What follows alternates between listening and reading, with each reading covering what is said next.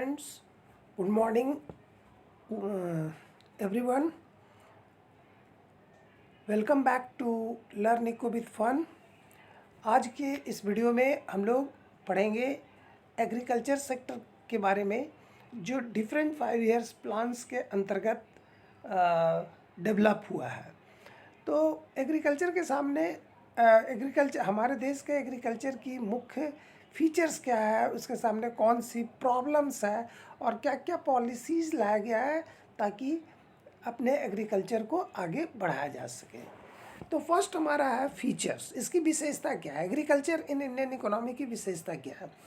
तो विशेषता पहला हमारा लो प्रोडक्शन एंड प्रोडक्टिविटी। तो प्रोडक्शन का मतलब तो सबको पता है बेटा, आउटपुट। तो हमारे देश में जो कुछ भी प्रोडक्शन होता है, जो कुछ भी हमारा आउटपुट होता है, वो प्रति हेक्टेयर मतलब वो काफ़ी कम होता है, वेरी लो।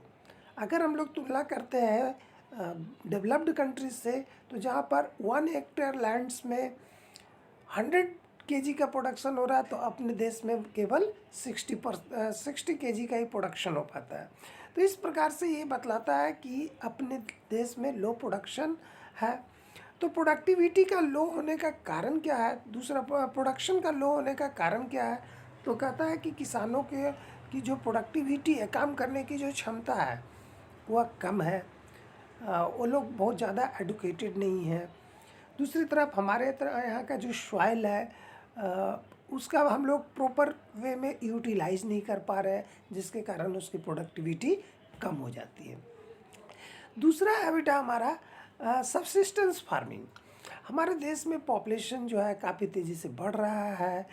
लोगों के पास जो लैंड्स है वो सफिशिएंट मात्रा में नहीं है।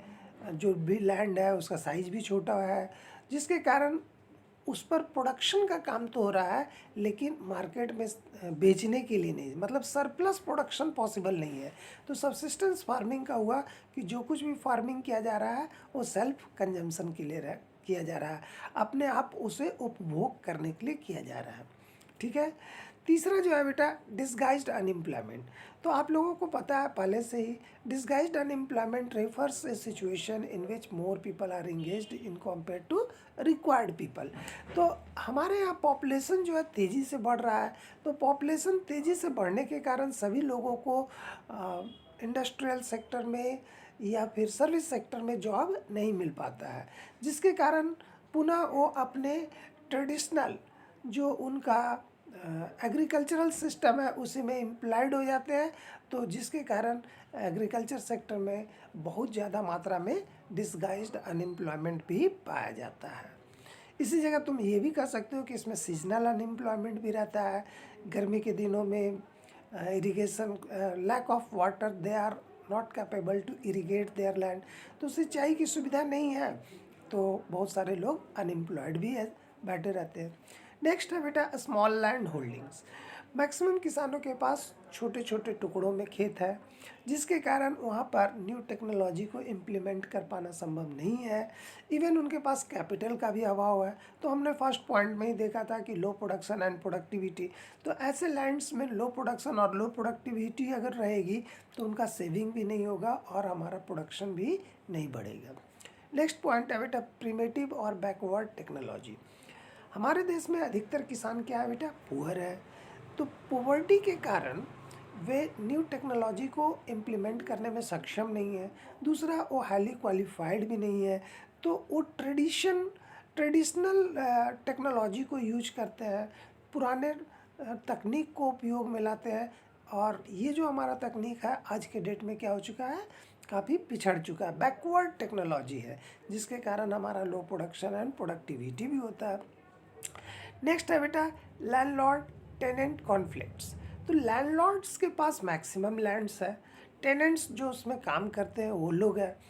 तो ये जो है लैंडलेस फार्मर है, उनको बेटा किसी भी प्रकार का फ्रीडम नहीं दिया गया और उन्हें वेज के एक पर्टिकुलर वेज रेट के ऊपर लैंडलॉर्ड उससे काम कराते हैं। तो चूँकि उनका वेज भी काफ़ी कम होता है, उनका एक्सप्लॉयटेशन होता है लैंडलॉर्ड्स के द्वारा, तो पूरे अपने हाई प्रोडक्टिविटी के साथ वो काम नहीं करते हैं। जिसके कारण जो है अक्सर ऐसा पाया गया है कि लैंडलॉर्ड और टेनेंट्स के बीच कॉन्फ्लिक्ट होता रहता, झगड़े होते रहते हैं। ठीक है बेटा। नेक्स्ट हमारा है डिपेंडेंस ऑन रेनफॉल। केवल अपने देश में, इंडिया में 40% ही इरिगेटेड लैंड एरियाज है, प्लेन एरियाज में है, इरिगेशन की सुविधा है, लेकिन 60% एरिया है जहाँ पर एग्रीकल्चरल प्रोडक्शन होता है, लेकिन वहाँ पर इरिगेशन का प्रॉपर अरेंजमेंट नहीं है, जिसके कारण वो लोग साल में एक ही फसल का उत्पादन कर पाते हैं। और क्यों? क्योंकि वहाँ पर इरिगेशनल फैसिलिटीज़ नहीं है, they are totally dependent on rainfall.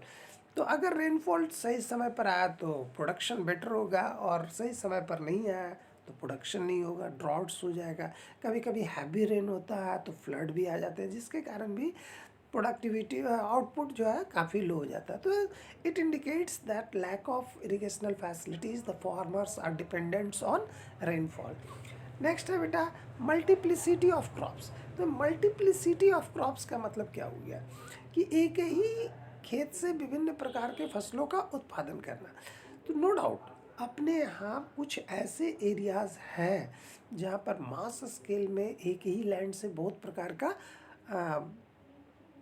फसलों का उत्पादन होता है, लेकिन ये जो है इसका जो एरिया है काफ़ी कम है। अभी भी अपने देश में 75 और 70 to 75% people are capable to use multiplicity of crops, and the remaining are not capable to fulfill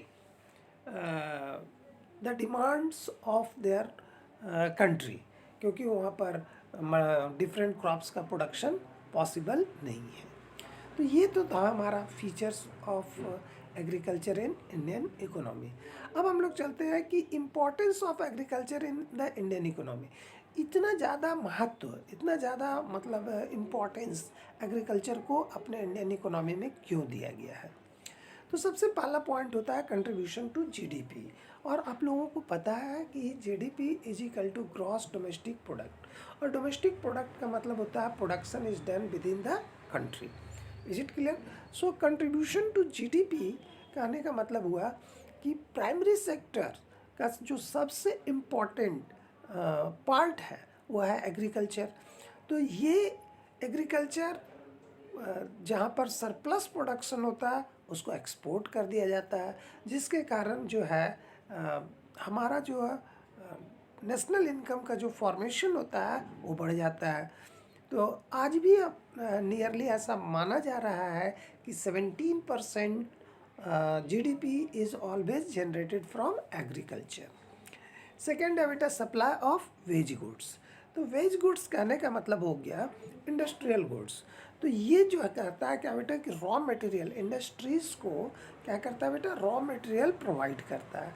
दूसरा ये भी करता है कि ये प्राइमरी, ये सेकेंडरी सेक्टर को बूस्टअप करने के लिए रॉ मटेरियल प्रोवाइड करता है। वो तो हम लोग डिस्कस करेंगे सप्लाई ऑफ रॉ मटेरियल में। मुख्य रूप से हम लोग कह सकते हैं कि supply of wage goods. Wage goods मतलब कॉमर्शियल क्रॉप्स। तो मास स्केल में ये जो है कॉमर्शियल क्रॉप्स का प्रोडक्शन करने में सक्षम है। नेक्स्ट है बेटा सोर्स ऑफ एम्प्लॉयमेंट। हमको पता है कि nearly 65% people are living in 65% people are living in village areas. Okay, so most of the agricultural activities is done in the village areas. As a result, we can say it helps to create more employment in the rural areas. ठीक है बेटा।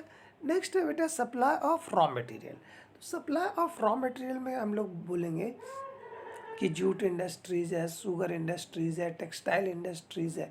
सो these industries basically gets raw material from the agriculture, because these industries is also known as agro based industries. तो अगर agriculture में इन सब चीज़ों का production नहीं होगा, शुगर केन का प्रोडक्शन नहीं होगा, कॉटन का प्रोडक्शन नहीं होगा, जूट का प्रोडक्शन नहीं होगा, तो क्या ये सभी एग्रो बेस्ड कंपनी जो है, एग्रो बेस्ड इंडस्ट्रीज जो है, वो क्या रन कर सकते हैं? तो आंसर होगा no. So we can say agriculture helps to provide more and more raw material to these industries. Next हमारा है बेटा कंट्रीब्यूशन टू इंटरनेशनल ट्रेड. ठीक है, तो ये जो हमारे ये हैं एग्रीकल्चर सेक्टर्स हैं, वो क्या करता है, हेल्प करता है हम लोगों को फॉरेन एक्सचेंज जनरेट करने में. ठीक है, क्योंकि बहुत सारे ऐसे प्रोडक्ट्स हैं, इन एग्रीकल्चरल प्रोडक्ट्स हैं जिसको विदेशों में एक्सपोर्ट किया जाता है, जैसे टोबैको है, रॉ कॉटन है, राइस है, फ्रूट्स है, वेजिटेबल्स है, स्पाइसेस है. Sometimes even the flowers is also exported to other countries. So it is a good source to earn the foreign exchange. And we can also say that export goods manufactured mainly from raw materials produced by our agricultural sectors. So next हमारा है बेटा support to transport industry. Of course it is very helpful for the transportation. It is important for the development of transport industry. Transport industry में हमारा क्या हो गया बेटा, two wheelers bike, four wheelers car, four wheelers small trucks, big trucks, and so on. Because not only we have the requirement of raw material, but we also transport from one place to another place the final goods.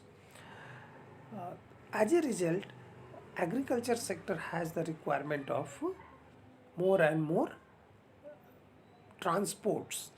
So the boost of transport is totally depends on what? Agriculture sectors. And इसीलिए हम लोग इसको कहते हैं कि बेटा ये transport industry को बहुत ज़्यादा सपोर्ट करता है. ठीक है,